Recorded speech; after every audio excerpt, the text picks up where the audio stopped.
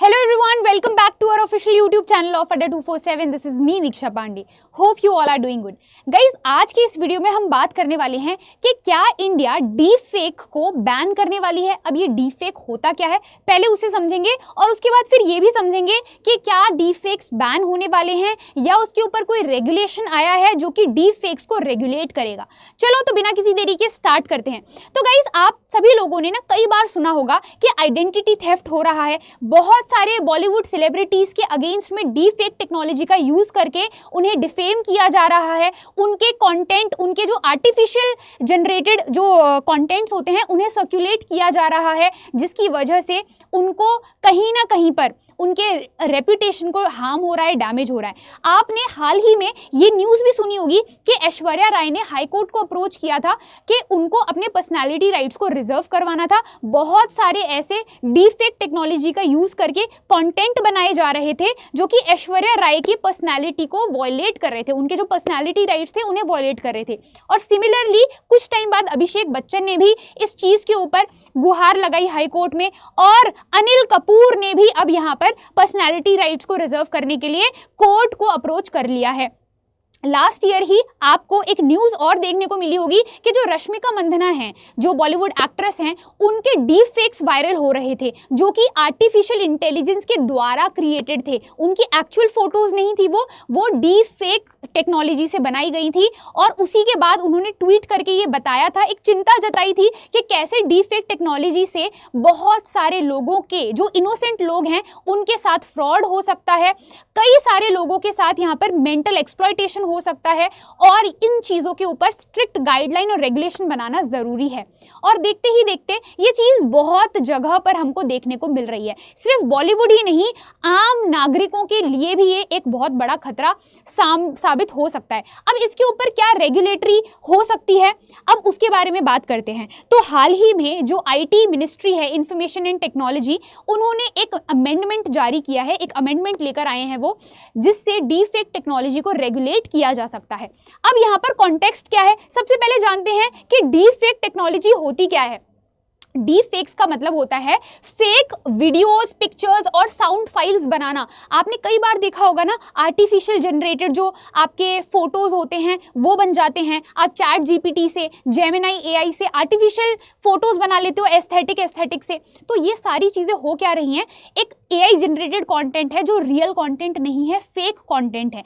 अब मेरी जो वॉइस है वो AI जनरेटेड, आप एक आइडेंटिकल वॉइस बना सकते हो, आपको पता भी नहीं चलेगा कि वो मैं ओरिजिनली बात कर रही हूँ या फिर वो AI जनरेटेड कंटेंट है। कई बार ऐसी एकदम आइडेंटिकल पिक्चर्स सामने आ जाती हैं, सिर्फ आपको प्रॉम्प्ट डालना होता है और आपकी एकदम AI जनरेटेड तस्वीर आपके सामने आ जाती है, और किसी और को अगर आप दिखाओगे तो वो पहचान भी नहीं पाएगा कि वो आप खुद हो या फिर एक आर्टिफिशियल जनरेटेड कंटेंट है।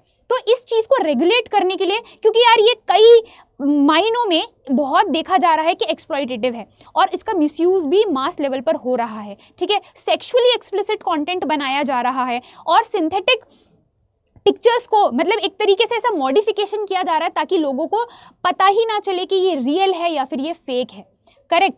तो अब यहाँ पर हमें ये देखने को मिल रहा है कि जो हमारी IT मिनिस्ट्री है ना, उन्होंने एक अमेंडमेंट पास किया है। पास तो नहीं, मतलब ये जो रूल हैं वो अभी प्रपोज किए हैं, पास होने में भी टाइम लगेगा, ठीक है।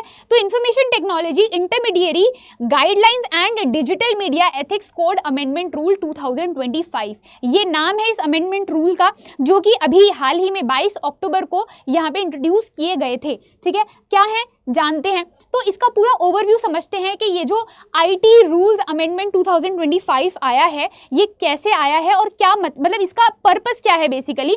तो यहाँ पर डेट दी गई है कि इसको पब्लिश 22 अक्टूबर 2025 को कर दिया गया है।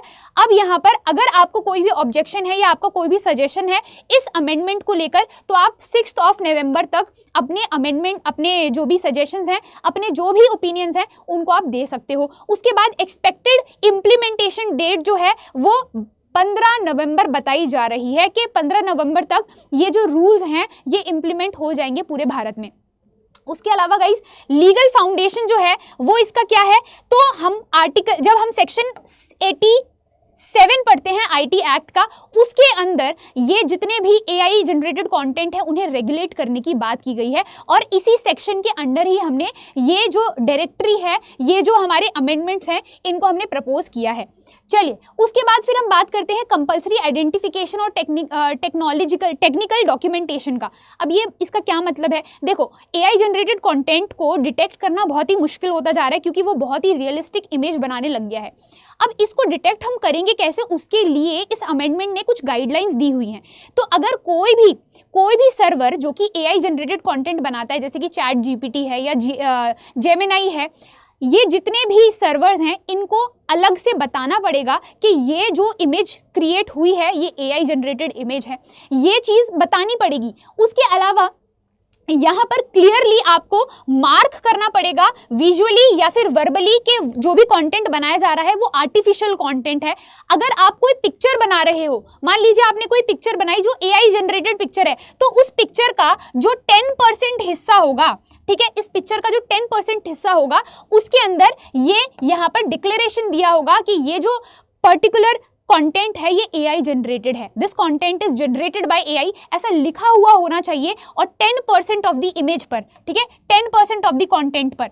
अब हो सकता है कि कोई वो साउंड रिकॉर्डिंग हो, तो वहां पर आप कैसे इमेज को शो करोगे, तो उसके लिए भी यहाँ पर बताया गया है कि जो 10% प्लेबैक होगा, यानी कि मान लीजिए अगर मैंने कोई वीडियो बनाई 60 मिनट की जो कि एआई जनरेटेड वीडियो है, जिसके अंदर मैं रियल में नहीं बोल रही हूँ, वो एआई जनरेटेड मैंने प्लेबैक बनाया है, तो उसके अंदर आपको स्टार्टिंग के 6 मिनट में, ठीक है, स्टार्टिंग के 6 मिनट्स में आपको ये डिक्लेरेशन देनी पड़ेगी कि ये जो पूरा मैंने कॉन्टेंट बनाया है, साउंड रिकॉर्डिंग बनाई है, ये एआई जनरेटेड साउंड रिकॉर्डिंग है। ये चीज मैंडेटरी कर दी गई है इस अमेंडमेंट के द्वारा। और यहाँ पर आपको ये भी बताना पड़ेगा कि जो कंटेंट आप यहाँ पर क्रिएट कर रहे हो उसका ओरिजिन क्या है, उसका सोर्स क्या है, आपने कैसे उसको क्रिएट किया है, कौन सा सॉफ्टवेयर यूज किया है और क्या एडिटिंग टाइमलाइन है, ये सारी चीजें, जो सारी इंफॉर्मेशन होती है ना, वो आपको देनी पड़ेगी ताकि डिटेक्ट किया जा सके कि कोई कंटेंट एआई जनरेटेड है या फिर वो ओरिजिनल है। करेक्ट। उसके अलावा यहाँ पर एक और चीज यहाँ पर पता चली है कि कौन कौन से प्लेटफॉर्म्स के ऊपर ये जो अमेंडमेंट है ये अप्लाई किया जाएगा।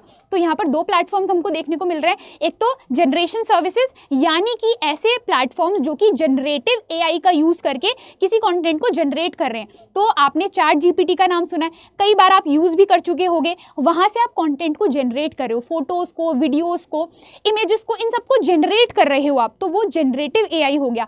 इन सारे प्लेटफॉर्म्स के ऊपर भी ये अमेंडमेंट अप्लाई होंगे और उसके अलावा डिस्ट्रीब्यूशन नेटवर्क्स के ऊपर भी अप्लाई होंगे, जैसे कि आपका इंस्टाग्राम है, व्हाट्सएप है, जितने भी सोशल मीडिया ऐप्स हैं, ये डिस्ट्रीब्यूटिव नेटवर्क्स होते हैं जो कि डिस्ट्रीब्यूशन का काम करते हैं। इन प्लेटफॉर्म से आप एक तरीके से डिस्ट्रीब्यूट कर रहे होते हो किसी इन्फॉर्मेशन को, किसी कंटेंट को वायरल कर रहे होते हो।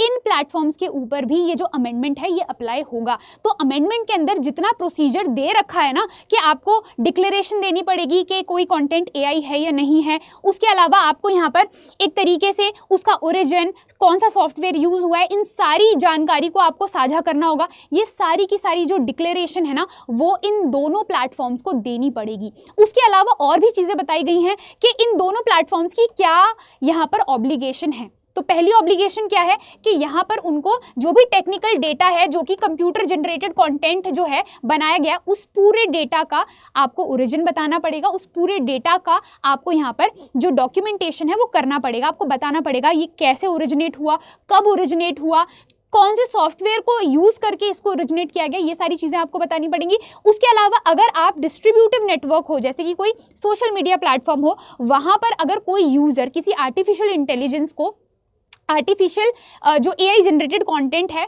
उसको अगर सर्कुलेट कर रहा है, तो उसको भी आपको एक तरीके से परमिशन देनी पड़ेगी, उसे अलाउ करना पड़ेगा कि वो डिक्लेरेशन करे, वो इस चीज़ को बताए कि जो कंटेंट वो सर्कुलेट कर रहा है अपने यूज़र आईडी से वो एआई जनरेटेड कंटेंट है। ये चीज़ आपको करनी पड़ेगी। प्लस एक और चीज़ बोली गई है कि अगर कोई भी ऐसा एआई कंटेंट मिलता है जो कि इलीगल है, ठीक है, आपने किसी के पर्सनैलिटी राइट को वायलेट किया है कोई कंटेंट जनरेट करके, तो ऐसे जो इलीगल AI जनरेटेड कंटेंट होंगे उसे आपको रिमूव भी करना पड़ेगा, इन प्लेटफॉर्म्स को रिमूव करना पड़ेगा और उन्हें 36 आवर्स का यहाँ पर टाइम दिया गया है। जैसे ही उनको एक्चुअल नॉलेज होगी, याद रखना ये एक्चुअल नॉलेज जैसे ही मिलेगी, मतलब ऑथेंटिक नॉलेज मिलेगी कि हाँ ये वाला जो कंटेंट है ये इलीगल कंटेंट है, उस दिन से लेके या उस टाइम से लेके 36 आवर्स तक का टाइम दिया जाएगा उन प्लेटफॉर्म्स को कि उस पर्टिकुलर कंटेंट को रिमूव कर दें अपने प्लेटफॉर्म से। करेक्ट। तो ये कुछ ऑब्लिगेशंस हैं जो इन नेटवर्क्स को देखने को यहाँ पर मिल रहे हैं। चलो उसके अलावा फिर यहाँ पर हम बात करते हैं ट्रांसपेरेंसी और सुपरविजन की। तो यहाँ पर कौन सा कंटेंट डिलीट होगा, कौन सा नहीं होगा, ये इस चीज़ के बारे में भी थोड़ा सा रेगुलेशन और स्ट्रॉन्ग करना ज़रूरी है, क्योंकि अगर हमने सारी की सारी पावर गवर्नमेंट को दे दी तो गवर्नमेंट उसका मिसयूज़ भी कर सकती है। करेक्ट। क्योंकि गवर्नमेंट ही अमेंडमेंट लेकर आ रही है और गवर्नमेंट को ही अगर हम अनलिमिटेड पावर दे देंगे और सुपरवाइज नहीं करेंगे, उन्हें रेगुलेट नहीं करेंगे, तो क्या होगा कि गवर्नमेंट अपने हिसाब से कंटेंट को रिमूव करवाएगी। उनको अगर लगता है कि हमारी पार्टी के खिलाफ कोई कंटेंट या कोई AI जनरेटेड कंटेंट बनाया जा रहा है तो वो उन्हें रिमूव करवा देगी। हो सकता है ना, पॉसिबल है। तो उन ताकि वो मिसयूज़ ना कर पाएँ अपनी पावर्स का, इसलिए यहाँ पर सुपरविजन की बात की गई है कि जो भी कंटेंट डिलीट होगा उससे पहले चेक होना चाहिए कि क्या वो कंटेंट एक्चुअल में डिलीट होने के लिए बनाया गया है, यानी कि कोई कंटेंट इलीगल है या नहीं है, इस चीज़ का पहले यहाँ पर चेक किया जाएगा। उसके अलावा यहाँ पर ये पता करना पड़ेगा आपको कि उसका लीगल ग्राउंड क्या है, आपको ये बताना पड़ेगा। अगर गवर्नमेंट किसी कंटेंट को रिमूव कर रही है और किसी प्लेटफॉर्म को ऑर्डर दे रही है, मान लीजिए सरकार ने मान लीजिए इंस्टाग्राम को बोला कि ये पर्टिकुलर पोस्ट को आपको हटाना है। अब इंस्टाग्राम को आपको बताना पड़ेगा, सरकार को बताना पड़ेगा कि किस लीगल ग्राउंड पर वो उसे हटाने की बात कर रहे हैं। उसके अलावा उनको स्पेसिफिक URL और जो कंटेंट आइडेंटिफायर है वो भी बताने पड़ेंगे उस पर्टिकुलर प्लेटफॉर्म को, यानी कि इंस्टाग्राम को। और यहाँ पर डिटेल जस्टिफिकेशन भी देनी पड़ेगी कि क्यों इंस्टाग्राम को वो पर्टिकुलर कंटेंट हटाना चाहिए। उसके अलावा यहाँ पर कुछ लोगों को अथॉरिटी दी गई है, सिर्फ कुछ लोगों को ही अथॉरिटी दी गई है जो कि ऑर्डर दे सकते हैं इस डिलीशन का, यानी कि किसी कंटेंट को हटाना है तो कोई भी, ऐसा नहीं है कि सरकारी कोई भी आदमी जाकर ऑर्डर दे दे कि इस कंटेंट को हटा दो, ऐसा नहीं होगा। पर्टिकुलर यहाँ पर ऑफिशियल्स हैं जिनको यहाँ पर अथॉरिटी मिली है। तो सेंट्रल लेवल की अगर हम बात करेंगे ना गाइस, तो सेंट्रल सेंट्रल गवर्नमेंट के लेवल पर यहाँ पर हमारे पास जॉइंट सेक्रेटरी या फिर उससे हायर रैंक के जितने भी ऑफिशियल्स होंगे उन्हीं के पास अथॉरिटी यहाँ पर दी जाएगी। उसके अलावा यहाँ पर अगर हम स्टेट पुलिस फोर्सेस की बात करें तो DIG लेवल के अधिकारी जो होंगे उनके पास ये पावर है कि वो ऑर्डर दे सकते हैं प्लेटफॉर्म्स को किसी भी कंटेंट को डिलीट करने के लिए, लेकिन उनको ये सारे ग्राउंड यहाँ पर जस्टिफाई करने पड़ेंगे। उसके अलावा यहाँ पर लीगल प्रोटेक्शन और अकाउंटेबिलिटी की बात अगर हम करें तो लीगल प्रोटेक्शन यहाँ पर क्या मिलने वाला है। अब यहाँ पर देखो, क्योंकि हमने सरकार पे भी एक चेक्स एंड बैलेंस रखा और जितने डीफेक्ट्स थे उनके ऊपर भी चेक्स एंड बैलेंस रखा, ताकि इनोवेशन जो है, जो हमारा डेवलपमेंट हो रहा है, इनोवेशन हो रहा है और जो रिस्पॉन्सिबिलिटी है, उन रिस्पॉन्सिबिलिटी और इनोवेशन दोनों में बैलेंस आउट हम यहाँ पर कर सके। उसके अलावा यहाँ पर जो सेक्शन 79 है IT एक्ट का, वो इंटरमीडियरीज को, जो भी हमारे प्लेटफॉर्म्स है ना, जो प्रोवाइड करते हैं, आपको एक प्लेटफॉर्म प्रोवाइड कर रहे हैं, जैसे इंस्टाग्राम है, फेसबुक है, ये आपको एक प्लेटफॉर्म प्रोवाइड कर रहे हैं कि आप अपने कॉन्टेंट को सर्कुलेट कर सकते हो, इन्हें हम कहते हैं इंटरमीडियरीज। तो इंटरमीडियरीज को ये इम्यूनिटी दे रहा है कि ऐसा नहीं है कि किसी भी इंटरमीडियरी को आप जाके बोल दोगे कि ये कंटेंट हटा दो, वो कंटेंट हटा दो, तो वो हटा देंगे या फिर वो ऑब्लिगेटेड है हटाने के लिए। जब तक आप जस्टिफिकेशन नहीं दे देते हो, लॉफुल जस्टिफिकेशन नहीं दे देते हो और आप लीगल ग्राउंड नहीं बताते हो कि किस ग्राउंड पर हटाया जाना चाहिए, और उनको पर्टिकुलर टाइम ड्यूरेशन जब तक नहीं देते हो कि इतने ड्यूरेशन में आपको हटाना है, तब तक उनके पास इम्यूनिटी है, वो उस कंटेंट को अपने प्लेटफॉर्म के ऊपर सर्कुलेट कर सकते हैं। ठीक है। अगर उन्होंने इन सारे लीगल ऑब्लिगेशन का वायलेशन किया, जैसे कि उनको 36 आवर्स दिए गए थे एक्चुअल नॉलेज होने के बाद आपको हटाना था, लेकिन 36 आवर्स से ज़्यादा हो चुके हैं, उन्होंने कंटेंट को डिलीट नहीं किया, तो उस समय तो फिर इनको जो पेनल्टी है वो फेस करनी पड़ेगी। उसके अलावा गाइस यहाँ पर गोल्स और रैशनल्स क्या क्या हैं, ठीक है, क्या गोल होना चाहिए इस अमेंडमेंट का। तो इस अमेंडमेंट का गोल है सबसे पहले तो काउंटर करना है फॉल्स इन्फॉर्मेशन और आइडेंटिटी थेफ्ट और आइडेंटिटी फ्रॉड को। जितने भी हमारे आइडेंटिटी थेफ्ट हो रहे हैं, पर्सनैलिटी राइट वायलेशन हो रहे हैं, इन सभी को रोकने का काम करेगा ये अमेंडमेंट। उसके अलावा यहाँ पर एक ट्रैकिंग और रिस्पॉन्सिबिलिटी सिस्टम को क्रिएट करेगा ताकि हम AI जनरेटेड कंटेंट को ट्रैक कर सकें कि क्या वो रियल है या फिर वो फेक है। उसके अलावा यहाँ पर ऑथराइज किया जाएगा गवर्नमेंट बॉडी को कि वो एक क्लियर मैकेनिज्म बनाए कि कैसे कंटेंट को डिलीट करना है, कैसे कंटेंट को आपको यहाँ पे बताना है, डिस्क्लेमर देना है कि AI जनरेटेड है या फिर रियल है। ये सारी चीज़ें यहाँ पर अमेंडमेंट में क्लियरली मेंशन की गई हैं और ये इनोवेशन प्लस रिस्पॉन्सिबिलिटी दोनों को ही बैलेंस आउट करके चल रहा है। ऐसा नहीं है कि ये सरकार को अनलिमिटेड पावर दे रहा है, सरकार के ऊपर भी चेक्स एंड बैलेंस रख रहा है, वहीं पर डीफेक्स को भी रेगुलेट करने की कोशिश कर रहा है। उसके अलावा यहाँ पर सेफगार्ड कर रहा है ये डेमोक्रेटिक प्रोसेसेस को, सोशल स्टेबिलिटी लाने की कोशिश कर रहा है और पर्सनल राइट्स जो हैं डीफेक से जो कि वायलेट हो रहे हैं उनको भी प्रोटेक्ट करने की यहाँ पर पूरी कोशिश की जा रही है। उसके अलावा यहाँ पर अगर हम पूरा नट शेल में इस पूरे अमेंडमेंट को समझने की कोशिश करें तो हमें ये समझ में आता है कि इस अमेंडमेंट से कहीं ना कहीं जो डीफेक टेक्नोलॉजी का मिसयूज़ किया जा रहा है ना, उसे काफ़ी हद तक रेगुलेट किया जा सकता है और जितने भी पर्सनैलिटी राइट्स जो वायलेशन हो रहे हैं उनको रोका जा सकता है। उसके अलावा जो सेक्शुअली एक्सप्लिसिट कॉन्टेंट बनाए जा रहे हैं ना, फोटोज़ को मॉर्फ कर दिया जा रहा है, वीडियोज़ फेक बनाई जा रही हैं और लोगों को पता ही नहीं चल पा रहा है कि ये फेक है या रियल है, इस चीज़ को रेगुलेट किया जा रहा है ताकि लोगों की सैंक्टिटी मेंटेन की जा सके, है ना, लोगों का रेप्यूटेशन जो है वो हार्म ना हो पाए। उसके अलावा यहाँ पर ये कितने हद तक सक्सेसफुल होगा या नहीं होगा ये डिपेंड करता है इन कुछ चीज़ों के ऊपर। तो सबसे पहला प्रिसीजन, जो भी इनका रेगुलेटरी लैंग्वेज है वो कितनी प्रिसाइज है ना, उसके ऊपर डिपेंड करता है इसका सक्सेस या फिर इसका अनसक्सेस। उसके बाद यहाँ पर जो टेक्निकल वायबिलिटी है इम्प्लीमेंटेशन की, कि इन सारे रेगुलेशन को, अमेंडमेंट्स को इम्प्लीमेंट किस हद तक किया जाएगा, कैसे किया जाएगा, ठीक है, वो चीज़ डिसाइड करेगी इसके सक्सेस को। उसके अलावा यहाँ पर जो एडिक्वेट प्रोटेक्शन दी जाएगी फ्रीडम ऑफ एक्सप्रेशन और आर्टिस्टिक लिबर्टी को, वो किस हद तक यहाँ पर दी जाएगी और किस हद तक रोकी जाएगी। ये जो फैक्टर्स हैं ये डिटरमाइन करेंगे कि ये अमेंडमेंट सक्सेसफुल होगा या फिर ये एक बड़ा फेलियर बनेगा। तो गाइस, आई होप आप सभी लोगों को ये AI और जो डीफेक्स के बारे में जानकारी थी वो समझ में आई होगी। आप कमेंट करके ज़रूर बताना गाइस कि आपको ये वीडियो कैसा लगा और आपकी क्या राय है इस पूरे के पूरे अमेंडमेंट के ऊपर। क्या ये सक्सेसफुल होगा या एक बहुत बड़ा फेलियर बन के सामने आएगा। चलिए गाइस, मिलते हैं अपने नेक्स्ट वीडियो में, तब तक के लिए bye bye and take care.